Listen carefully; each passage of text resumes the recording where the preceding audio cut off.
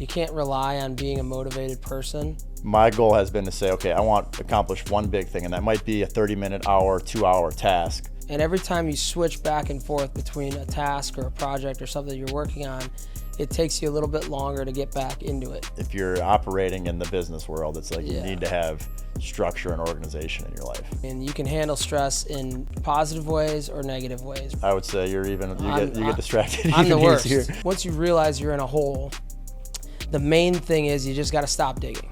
You got to figure out how to start climbing out. All right, so today we're talking about maintaining discipline during busy times.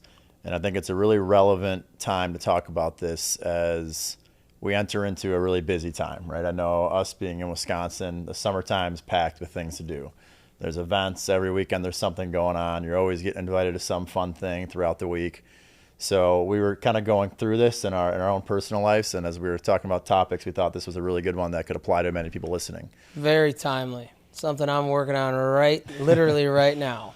So we got some fun stuff to go through. I'd say kind of the outline here is going to be talking about, what types of discipline there are, right? There's a few different kinds, and then we'll go through strategies to maintain that discipline and ultimately lead to a productive work week while also balancing in all those fun things that get thrown at you. So let's talk about first, explaining what discipline means in the context of personal and professional life. I think there's always going to be, professional discipline where it's, hey, I need to get these things done this week. I need to work this amount of time throughout the week. And maintaining that discipline when things getting thrown at you to go, golfing on a Tuesday afternoon. Okay, maybe you can go do that, but how do you still get your work week done? And there's also the personal side of it, right? Where it's, your health stuff, going to the gym, being healthy, eating the right foods, all those sort of things that ultimately play into, in our experience, kind of play into the other side of it as well. 100%. They bleed in together. And I think it's, they talk about, there's a lot of people that talk about discipline versus motivation. And there's many times where you're just not motivated. You can't rely on being a motivated person because there's just too much shit that gets thrown at you. And there's a lot of days when you're not motivated. For example, I went to the gym this morning at 6. I didn't want to go. But I recommitted because the last couple weekends I've been bad. I've been off the path of discipline, and as Jocko Willing calls it, shout out Jocko. But basically, what I did, was I realized, okay, I need to have a really good week, and there is something to be said for blowing off some steam. We just got that fund launched and got through a major busy time the last 2 weeks. Last 6 months, really, but the last 2 weeks, I think we're really, really, really busy as we were trying to get the fund legal docs wrapped up. We were trying to get the capital lined up and ready for these deals. And we got through that, and then, then there's always people in town, whatever. So I realized, without a doubt yesterday that, hey, I've been not as disciplined as I could be, particularly on the weekends, and that bleeds into the week. So, once you realize you're in a hole, the main thing is you just got to stop digging. You got to figure out how to start climbing out. And so first and foremost, you got to realize when you are becoming more lazy, when your energy levels are off, when you're doing too many things, when and you've got to narrow in and get a focus around, okay, what are the things that are important to me that help me maintain energy levels, help me maintain productivity. And, for me, it's working out, it's waking up early, and it's eating healthy. It's all the things that we've talked about before, getting great sleep. And you've got to proactively plan, and you got to fight. You got to fight against it. Yeah, and I think there's, different, as we were prepping for this, something we started talking about was different, types of discipline, right? So we have self-discipline, time discipline, and task discipline, which I think really certain things apply to others, right? Like self-discipline would have been this morning, waking up, going to the gym, even though you're probably tired and, a long weekend. That's self-discipline, right? I would say time discipline could be, hey, today I'm going to work from 9 a.m. to 5 p.m., right? And whatever distractions come my way, whatever gets tossed at me, those are my working hours. And then I would say even more important to me, at least, and we'll get into some more, is task discipline, where if you have, hey, the big thing, I'll just go into it. One thing I started doing is I have a reminder set everything. First thing I do in the morning when I open my computer is I set one big thing for the day. And this was something that I worked with performance coach, and she talked to me about was really, having one big thing you want to accomplish today. Instead of just kind of open up your laptop whenever it gets thrown at you battling. I mean, which is going to happen every day, of course. Emails, texts, phone calls. And you can't get away from that, right? Yeah. At least in our stage in the business, maybe one day. But my goal has been to say, okay, I want to accomplish one big thing, and that might be a 30-minute, hour, 2-hour task, but one big thing that's going to push the business forward. So what I'll do is I'll identify what that is, and I will block off time in my calendar, right? It might be 30 minutes, it might be an hour, it might be 2 hours some days for some things. And I'll block that off in my calendar, and I know, like, during that time, like, I'm not answering a phone call, I'm not answering a text, I'm not opening my email, whatever, unless it's an absolute, like, emergency, I got to answer this call. I'm going to stay focused and knock that thing out, because I've learned that if I just try to say, okay, I'm going to get this done today, it doesn't happen. Then it's the next day, then it's the next day, then it's the next day. So that's been really big for me to implement that change. Yep. It's something I would highly suggest people do if they're not already doing it. Yeah, one thing too, we've got an intern working with us this summer, and he's not even in college yet. He's going to undergrad at UW-Madison, and we were talking about just kind of the chaos of the day. There's a lot of shit that gets thrown at you no matter what, right? And there's a lot of things that kind of tasks that we had given him, and not really a whole lot of structure. I do think we'll get a more detailed internship program eventually someday, but for right now, there's not a whole lot of structure. And so I showed him, what I do too is similar to that, right? I try to pick out 3 tasks for the day that, like, if I can get those done, that's a win. And now 3 might be a little bit lofty. I think one's a good one too, like one big goal. And then there's always little miscellaneous things that come in, but like the scheduling time for the priorities or the priority of your day is really important towards staying disciplined. And I love the thought of task discipline. And I mean, so let's talk about disruptions or distractions, right? And I think I'm certainly not the best at it. I would say you get distracted. I'm the worst. He might be the worst as it gets, but I'm the worst. You definitely have ADHD. Yeah. But I think what are some typical distractions, right? I think it's calls, it's emails, it's text, right? Where it's like, you have your phone usually sitting there and you're working on your big project item, and someone texts you and you kind of glance at it and you're like, all right, fuck yeah, let me check that text real quick. Yeah. And then before you know it, it's 5 minutes, you're texting back and forth. Okay, you got that done. But now you're coming back to it and you're like, okay, trying to get another 5 minutes to kind of get back into that flow you were just in. So it's tough to break out of, but I think as much as you can do to just get it out of sight, right? And kind of just, I'll even like X out my email. Yeah. Because I used to be the same way as like, oh, email came through, like, okay, let me real quick. Yeah. Back to this. And you're just bouncing back and forth. That's called context switching. And every time you switch back and forth between a task or a project or something you're working on, it takes you a little bit longer to get back into it and get back into that flow state. And so there's apps on your phone, and there's ways that you can do this, and I need to explore more of it.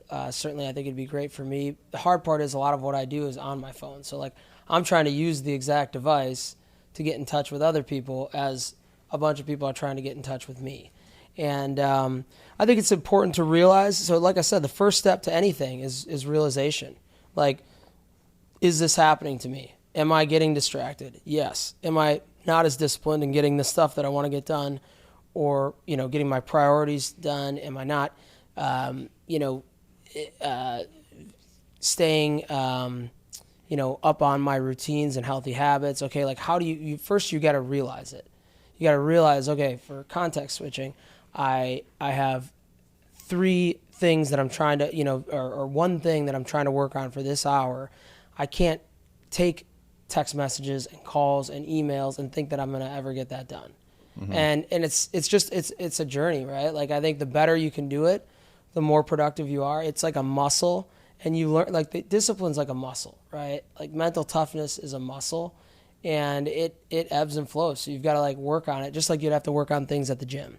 And so for me, it's realizing when, and it starts planning your day. So, like, I try to write that list the night before. So Sunday night, I feel like I'm going to have a good week going ahead because I was pissed off at myself for how I was this weekend and the weekend before, quite frankly. And that led to last week. I mean, last week was pretty productive, but it was just more of a struggle, right? So you're constantly fighting back and forth. Like it's this roller coaster, right? Versus trying to just be consistent, and everything gets a little bit easier the more consistent that you are. So it's like, why make things harder on yourself? This business is already hard. Life is hard in general, right? So the more that you can plan ahead and say, okay, like I'm going to take Sunday afternoon to get my groceries, to get meals prepped or whatever, right? To clean my space, right? I don't like a lot of clutter. So I fucking went through my closet yesterday. Went through my closet to get rid of clutter because I didn't want any more clutter. I got a couple new golf polos, Grayson, they're looking great. And I just, you know what? Now I got to remove a couple things that I don't wear anymore. And, hopefully donate that to Goodwill or whatever. That's a different story. But, there's little things that you could do, like removing clutter, planning your day out, planning your week out. What are the major things you want to get accomplished this week? For me, I want to raise some capital this week. I want to get some capital commitments, and I want to increase our investor funnel. That's a major task. So that's like kind of the focus around my week. Well, what else makes me feel good and allows me to focus on things? It's like, all right, I'm pissed off at myself again. I booked out personal training and workout classes at 6 or 7 a.m. every day this week, every day, Monday through Friday. And I'll golf on Saturday, and that's all good. But, if I can, I know me, and then it's like, if I can go to bed early, 9:30, 10 o'clock, get, a decent amount of sleep, 7 hours of sleep, wake up, and, get a good workout in, then I've got a great start to my day, and I can start to focus on the priority things. And then blocking out time for responding to text messages, phone calls, emails, right? Like time blocking is essential.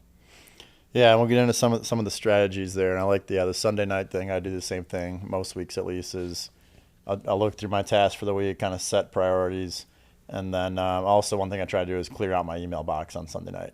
So anything, usually I'm pretty good about keeping up with it, but if anything came through over the weekend, I like to have it at 0 heading into the week. So that way it's just one less thing to worry about Monday morning. Because I think a lot of people might cut out early Friday afternoon, and they got 20 emails over the weekend. Yeah. And they head into Monday, and that's their first thing is attacking the email box. Yeah. And the first 3 hours of their day is gone. So that's one thing I do as well. But another thing I like to touch on before, again, the strategies is the, like stress and burnout, right? I think real common, kind of almost buzzword you hear talked about a lot. But I think it's real, right? I mean, I think like Jeff was saying, the past 2 weeks have been a lot of stress and a lot of like deadlines we had to hit. And, I won't get into the details of what it all was, but it was just a lot of stuff that we had to get done by a certain date. Otherwise, there is pretty major consequences. So, I think for me, like, I go, like, the burnout thing, I mean, I get it. I feel like I certainly get it, but I try to just ignore it. But one big thing for me is, like, the stress stuff where just stuff's getting thrown at you and you just feel like you're not getting things done and you're screwing up, right? One big thing for me is, we'll talk about in the routines, but is going to the gym, right? I think like whenever I just start getting stressed out, I go to the gym at night, but like I'll feel so much better after I just go do that, 100%. Hit the sauna, and I'll kind of come back and kind of realize, okay, I was stressing over something that wasn't that big of a deal, and I'll just kind of reset my mind a little bit. So that's a big thing for me, definitely. I think you're spot on, and I'm the same way. I mean, you can handle stress in positive ways or negative ways, right? You can go out and party and blow off a bunch of steam, and then you're going to be, and I certainly do this from time to time. I like to have fun. But then what you realize is you're going to be even more stressed the next day. And I think stress leads to burnout, like consistent stress over time. So that's why setting up parameters around like your lifestyle, your habits, your routines that lead to a less stressful life really allows you to avoid any sort of like burnout. I think burnout has happened. I mean, in my life, I've had a tough couple of years, some things personally that have happened that I used to never really think that I could burn out. And, going through some of that, I realized that there was times where it had nothing to do with like my habits or whatever, but it was just this amount of stress that you're carrying. If you're not able to effectively deal with that on a consistent basis, you're going to get burnt out. And it won't show up in a way of like, oh, I'm just completely like, I can't do anything. I mean, maybe it does. I don't know. But what you realize is just over time, sort of, it sneaks up on you where it's like you're just not being who you want to be, who you've always been. You're just less of a force in business, right? So again, we've already done a show on habits and routines. This isn't necessarily to talk about that. I mean, we're going to be talking about what we like to do to avoid stress and burnout, but it's really about, when everybody goes through tough times or busy times. The summer in Wisconsin, certainly one of them, right? We're getting Brock and I get invited to golf every day. It feels like, I could golf every single day, and then you're just not getting anything done. But, you've got to find time if that's a way that you relax and, that, and it's good for networking, right? To be able to go do that stuff, but then you've got to figure out the ways to implement systems to become disciplined and still get stuff done. I agree. All right, so let's talk about some of the strategies now. So prioritizing and planning. So we talked about this a little bit, right? Like the importance of having a routine. I know we've gotten into this on some of the other episodes, but I think it's something I definitely struggled with going from, working at a corporate setting, right, or working for a company that had it very much laid out, right? You had meetings on your calendar, you had specific things you need to get done. The transition from that to, entrepreneurship, where it's like, well, now you're in charge of getting stuff done on your own. If you don't get it done, there's no one there to yell at you, right, and make sure you get things done. Whereas in traditional setting, you have a boss that kind of keeps you on track. Yeah. So I know I went through the gamut of it, but really what I was talking about before in the episode, right, of kind of setting those priorities of, big things you want to get done, right? You're always going to have those growth drivers. There's going to be the maintenance items. There's going to be the, putting the fires out, all that sort of stuff's not going to go away. But setting aside time to do the stuff that's going to build your business is definitely key for me. 100%. I think we've probably talked about this before too, but Gary V calls it the clouds in the dirt, right? And so the clouds meaning like bigger strategic growth driver items of your business, the dirt being like the maintenance, the tasks, the stuff like that. And the problem is when you get off your routines, when you are not, disciplined and following systems that you have in place, you can end up just spending so much time in the dirt, and you're feeling productive, you're feeling like you're busy, but you're really not getting anything done. And so it's important to be able to set aside time, to be able to stay in, your lane of focus and have attention on the big things, and set aside time and plan to do that stuff. So let's talk about like some techniques for actually implementing this time blocking. Yep. Right. So I think for me, it's really basic. Google Calendar is what I use, or whatever calendar system you use, having that organized. I know some people will write it down on a piece of paper and do that. I guess that makes sense too. For me, it just seems easier to have everything because I'm, if I'm on the go and on my phone, it's all hooked up and synchronized instead of having a piece of paper to write stuff down. For me, I found that to be easiest. So really how I run it is, like I said, I'll have kind of a reminder every morning. There's like tasks and there's time blocks in a calendar, a reminder or task to say, hey, set the one big thing for the day. I'll look at that, set my thing, block time off in my calendar. So that way every morning, like one of the first things I do when I wake up in the morning is I look at my calendar and say, okay, what's on the list for today? Okay, I have these meetings, this meeting, I need to drive over here by this time, right? You kind of have that in your mind of what you need to do. And then you can kind of fill in the missing pieces throughout the day. So that for me, the biggest technology you need is some sort of digital calendar to track what you're doing. Yeah, well, that's a no-brainer, right? I totally agree. And it's to take a step further. It's being disciplined enough to follow what you put on your calendar. And there's another thing that you can do with calendars. And I have an old boss that was really good about this calendar thing, and the next thing I'm going to talk about too. But you can color code your calendar. And so there's things that I know if it's a client or an investor meeting, or if it's something that I really want to be in front of my computer for, that's a certain color versus other things that are I could be driving for, I could take my dog on a walk and do that. But I live and die by my calendar. I do it to the point of nauseating. It's in my calendar, even if it's a personal thing on the weekend, I'm going to dinner with somebody, that's in my calendar. Or everything. Well, and it shocks me, some people will be like, you send them an invite or you tell them, hey, we're going to do dinner, 4 weeks from now at 6 p.m. at this place, right? And Yeah. it's in the calendar. It's a thing now.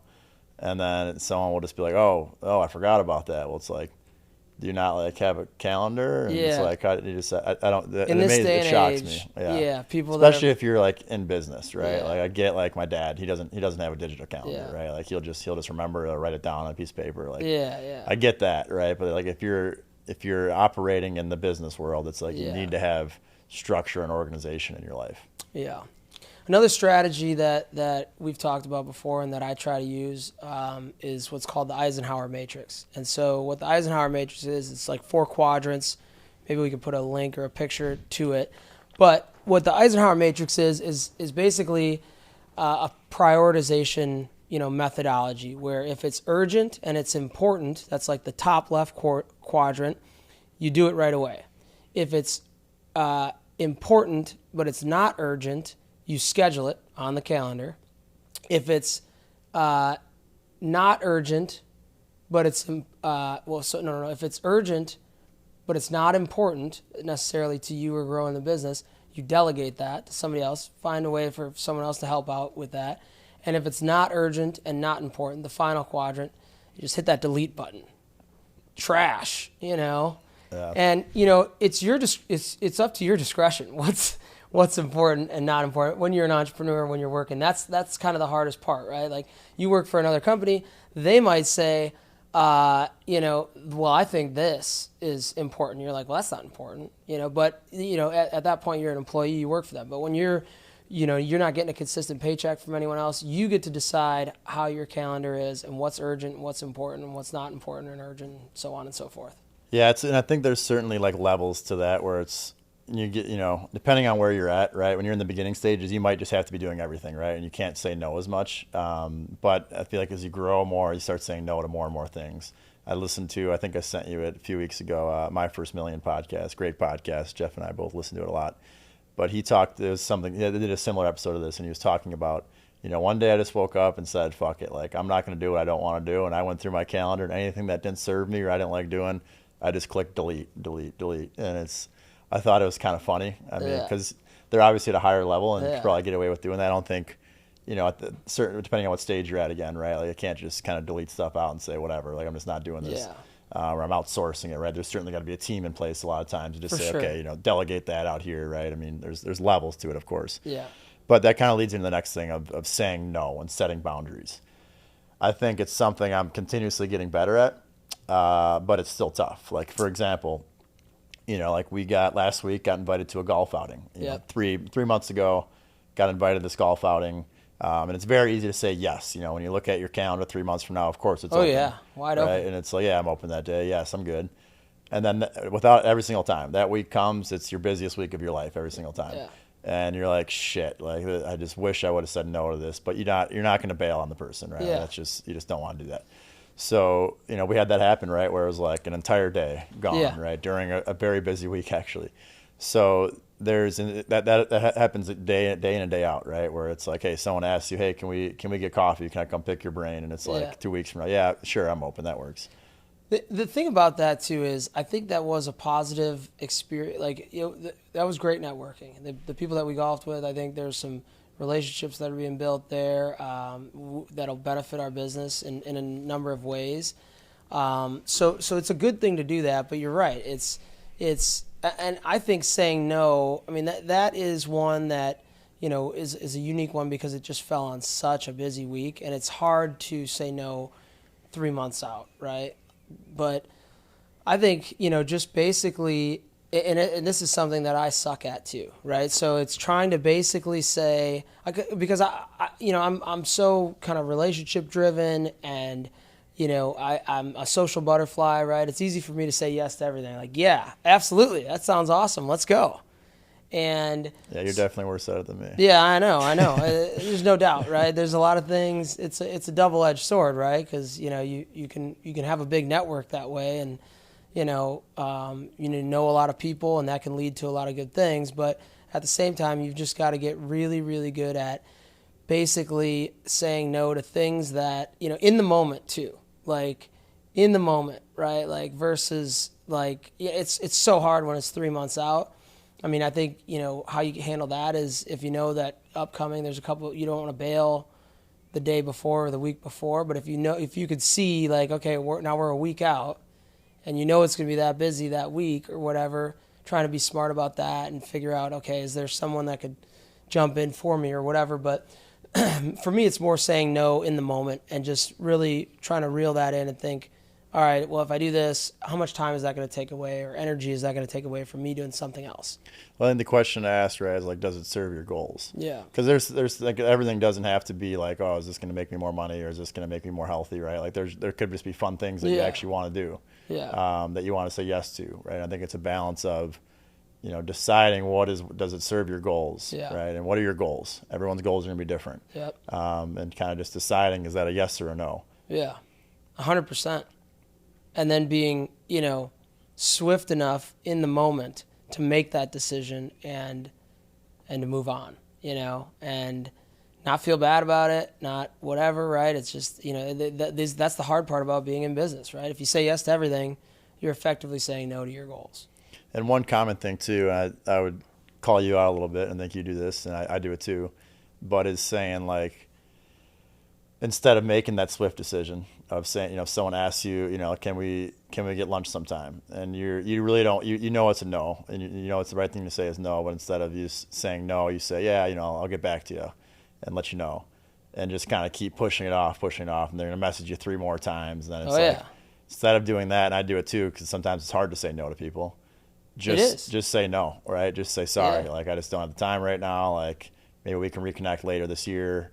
But for now, it's a no. Yeah, 100%. That is not an easy thing to do, especially. And I think we had Lauren Plante on, and she's great, by the way. She one of our best performing podcast episodes, and she talks about boundaries and setting no. And I should probably work with her on that because it is not an easy thing to do, especially when you're like kind of a social butterfly, right? Like you thrive on building relationships with people and stuff like that. So it's something that I've got to think about every single day. And then I also, I realize over the course of time and certainly over the last couple of weeks, I'm like, man, I've just been fucking saying yes to everything, and, that's, again, it's not a good thing. It's something to recognize and to work on. Yep. So let's talk a little bit about routines and habits. The first one, as we were prepping for this, we were talking about creating your ideal environment, right, to get shit done. And for me, I'll kind of use an example, right? When I'm in my workspace, right, my main workspace is in my home office. I got my setup, I got my music going. I got the right EDM, got the right tunes going, clap tones or whatever. I got, I take certain supplements, take the Kratos, shout out Kratos. I got my ons going. Shout out ons. Shout out to ons too. Got some caffeine going. I mean, some of these things might not be healthy, but I think they're kind of healthy. But anyways, when I got all that combination going, and it's going to be different for everyone, right? When you got that going, you just know you're locked in. Creating that sort of ideal environment, right? As I was talking about the other day, I mean, I feel like everyone probably says this, right? Though, but when I have that combination going, I'm locked in, I'm feeling good. The amount of stuff I can get done in a 5-hour period, I feel like could take other people double or triple that time. Yeah. And that applies to everyone, right? Because I think a lot of people kind of going through, right? They're working for 20 minutes, they're on their phone, they're taking this break, and it's like they might work for 8 hours that day, but they really only had 3 hours of productivity work. Whereas if you can create that environment, and it's not going to happen every day, like you're not going to be able to recreate that every day, but if you can do that a couple times a week, and just be dialed in a few times a week and just really knock out those big projects and knock things out. Those are the days where it's like, damn, like I got a lot done this today. And like, yeah. Yeah.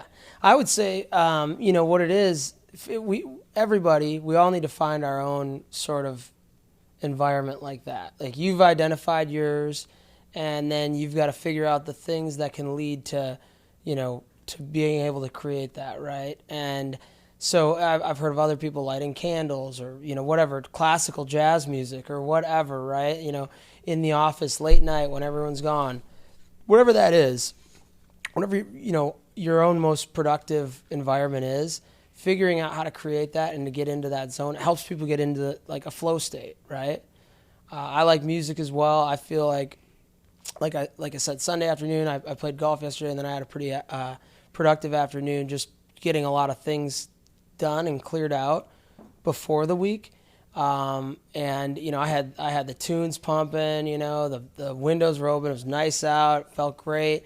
I just was on a mission to get stuff done, and that felt like but for me, I need to get to a more a better. You do a little bit different type of work than I do, a lot with the underwriting and stuff like that, where a lot of times I'm just on the phone a lot, right? So I've got to figure out how to create the environment within my own space. I know I like to walk around a lot and talk while I'm on the phone, so I need to be able to do that. I can't have too many people distracting me all over the place, but it's important for all of us to find out what our most productive environments are, so that we can create those on a regular basis. Yep, I agree. Let's talk a little bit about taking breaks throughout the day. I know we maybe have a little bit different thoughts on this, but I've gone back and forth where I think you hear different opinions on it too, right? Where a lot of people say if you work after you work for 3 hours straight, it's proven that your productivity goes down. You should go take a 20-minute walk or sit on the couch or whatever for 20 minutes. I feel like I don't really believe in that. I feel like I used to, but for me, it's I think it's longer. If you're going 8 or 9 hours straight, it just really depends on where you think you're not performing anymore. If you're in the zone and you're getting stuff done, I don't think after 3 hours, you'd be like, hey, I've been working for 3 hours. I need to take a break and reset. Unless you're really hitting that point where it's just I just can't even concentrate right now. I need to go on a quick walk or go do a workout right now. For me, it's I'd only do that as if I know I'm hitting a wall and it's I just can't even concentrate anymore. Hey, I'm going to go on a quick walk and come back. Yeah. Yeah, no, I agree. I do subscribe to a little bit more of the regular breaks. The hard part is when you're so busy and you've got so much going on, you feel like you're just wasting time. But it can be productive to step away, listen to a podcast, go for a walk. I walk my dog a lot, right? And then come back and try to recreate that environment again. But if you're in the flow state, you don't want to throw that off. So completely agree there. Yeah, and I think it also depends on what type of work you're doing, right? If you're doing really creative work, you're an artist or something, right, or design, right, that might make more sense where you just need to kind of reset your creative mind. But I feel like in the line we're in, it's there's only a certain amount of hours and days, and we got to get things done, and there's a certain amount of calls and people we got to get back to. Yeah. So the more breaks you take, it's the further behind you're going to get. Yeah, 100%. And then we talked a little bit about exercise and diet. I mean, I think this is becoming a lot more trendy, I think, where you see a lot of these very successful people talking about the importance of being healthy and how that leads to being more productive.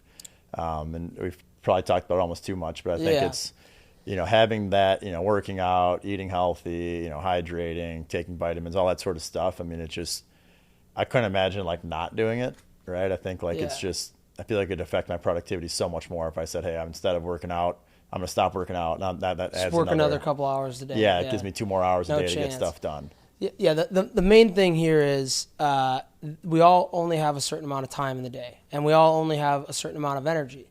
But the way that you live your life, you can impact that energy by getting great sleep, by eating, relatively healthy, and by exercising on a regular basis. You definitely have more energy to be able to go accomplish the tasks that you want to accomplish, right? So if you're not doing that, that's just a disservice to yourself. I get it. Some people are no, I sleep 5 hours a night. I don't work out. I eat whatever's fastest, and that might work for them, and that's great. But I would, for me personally, I'm not going to feel like doing what I need to do if that's how I'm living. Mm-hmm. Yep. And the last one is, different sort of apps and technology you can use to lead to being more productive, right? Maintaining that discipline. So I'll just list off a few that I use. Like I said, the Google Calendar is great. Productivity-wise, I track my time. I use an app called the Time Logger. I feel like every time I post that, everyone always asks, what app is it? It's called a Time Logger. I use an Oura Ring to track my sleep. I have an app to track workouts. Those are really the main ones that I'll use to just, and I've found that if I consistently use those, right, I have my routines of when I do it and everything, I just stay on track so much more. 100%. Yeah, Google Calendar is a no-brainer. From a health-wise perspective, I sleep with this Garmin watch on almost every night. So it's basically, and I've been doing it for 5 or 6 years. So I've got a ton of data looking back at it.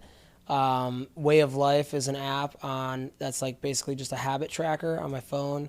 I've talked about that before in previous episodes, where it's like you have a task that you want to do every day. It's not for like planning out specific tasks. It's like, these are the 5 to 10 things that I want to do in a day, whatever. And any time that I'm falling off the path of discipline, I go in and archive like 5 of them, right? So I'm usually running about 8 to 10.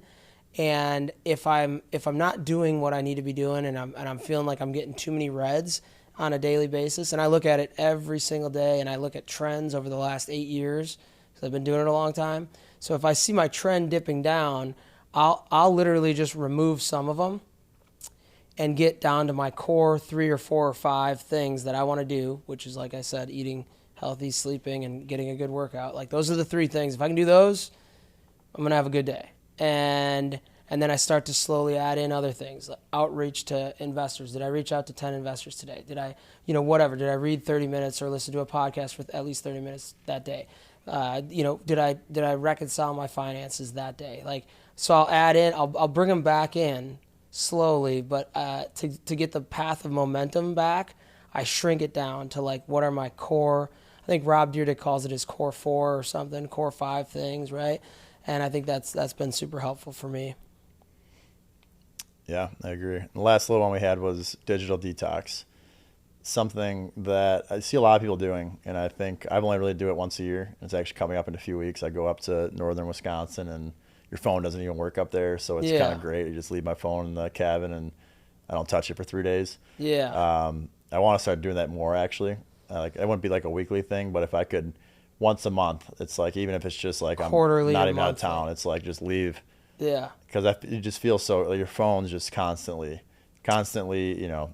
stress coming through your phone or whatever it is, right? I think if I could get rid of that as much as possible, it's so good for you. You're spot on. I think in this day and age, there's been crazy high anxiety levels, like, on the rise. And I think it's partly due to just how connected we always are. I mean, think about it. Back in the day working, you would sit at your office, you'd have your phone, you could maybe write your emails or whatever, and then all of a sudden the BlackBerry came out, right? And then now it's the iPhone, and now you're just always connected. No matter what, I'm getting hit up on the weekends. I'm getting nights, weekends. I mean, the amount of text messages and phone calls and voicemails and emails, it's crazy. So I think finding a way to build that in. I've thought about buying a cabin somewhere not too far up north, but somewhere that I could get to easily. Maybe Airbnb it out too, but basically reserve a weekend. I was going to start with like once a quarter, maybe get to once a month, where it's like, hey, Friday at 5 until Sunday at 5, like, my ass is off the grid. And maybe there's some things I'm going to do up there, read a book that I think I've really been wanting to read that I've been putting off because I've been too busy or whatever. Still get some good workouts in up there or whatever. Get some some fishing, maybe play some golf, but just know, like, some of those chocolates going. Yeah, some shroom chocolates. They're great, Put yourself in a different mindset, and, before you know it, like, I think that really will lead to lower levels of anxiety and, almost just being able to set that sort of out of office message and be like, look, it ain't happening, okay, till I get back. Everybody deserves a little bit of, some days off and time to themselves, and I think that would be healthier for the whole world. I agree. All right, that's a wrap. Thanks for listening to the Winning Wealth podcast on maintaining discipline during busy times. I hope you got some value out of this. If you enjoyed it, please like, subscribe, most importantly, comment, share it with a friend you think might get value out of this, and we'll see you on the next episode.